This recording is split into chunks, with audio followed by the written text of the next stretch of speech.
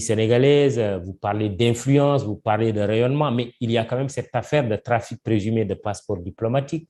Au moment où on parle, deux gendarmes de la présidente de la République du Sénégal et du ministère des Affaires étrangères sont écroués. Il y a avant cela l'affaire également qui a éclaboussé deux députés qui ont vu leur immunité parlementaire levée. Un activiste du nom de Kilifeu est inculpé, aujourd'hui placé sous mandat de dépôt, donc en prison depuis très longtemps. Alors, qu'est-ce que cela vous inspire aujourd'hui comme commentaire, cette affaire de passeport diplomatique, de trafic de passeport diplomatique?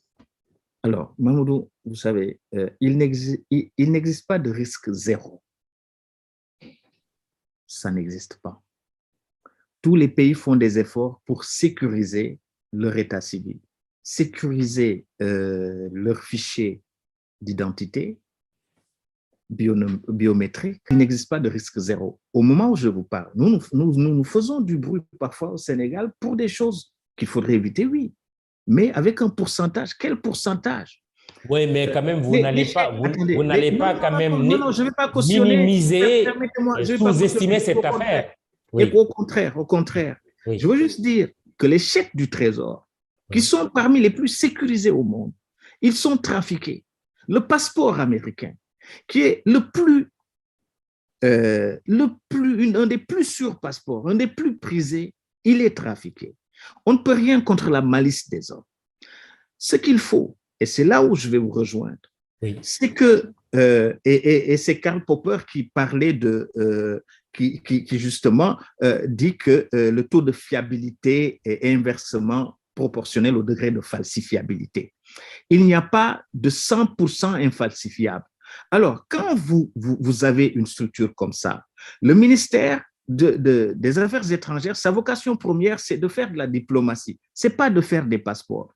Les gens qui font des passeports, ce n'est pas des gens du ministère, essentiellement.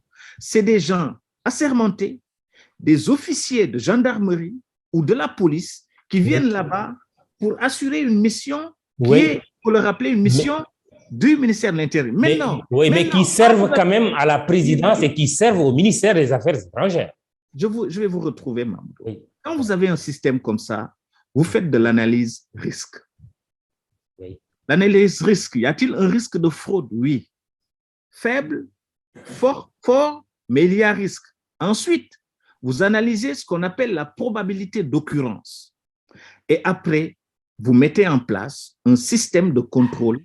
Et ça, un système de contrôle et d'audit interne qui va permettre de suivre. Alors, ces gens, oui. Il faut renforcer le dispositif pour que ça devienne impossible, mais il faut surtout punir les fraudeurs. Un fraudeur comme ça, sur des questions qui touchent à l'image et à la notoriété de notre pays, parce que c'est grave que des gens se fassent passer pour des diplomates alors qu'ils ne sont pas diplomates. Et vous en souffrez aujourd'hui en tant que diplomate quand vous brandissez votre passeport diplomatique? J'en souffre pas, mais j'en ai honte. J'en ai honte. Oui, peut-on continuer, puisque vous dites qu'il faut punir, peut-on continuer à garder Kilifeu en détention et continuer également à laisser en liberté deux députés qui ont vu leur immunité parlementaire levée sur les mêmes faits? Mamoudou, moi je suis un agent public de l'État. Ma vocation première est au cœur de mon action.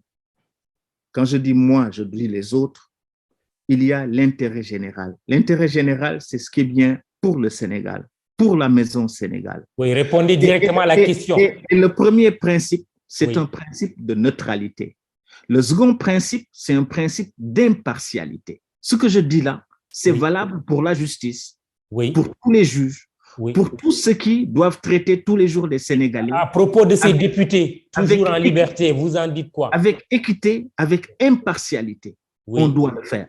Tout le monde nous devons tous être égaux devant la loi et traités en tant que Sénégalais et de manière juste et équitable. C'est un principe, c'est ça qu'il faut faire. Maintenant, je ne suis pas au Sénégal, je ne suis pas dans le détail des arcanes judiciaires, C'est des affaires qui sont pendantes devant la justice, mais j'en appelle à de la justice, j'en appelle à de l'équité dans le traitement de ces questions sans entrer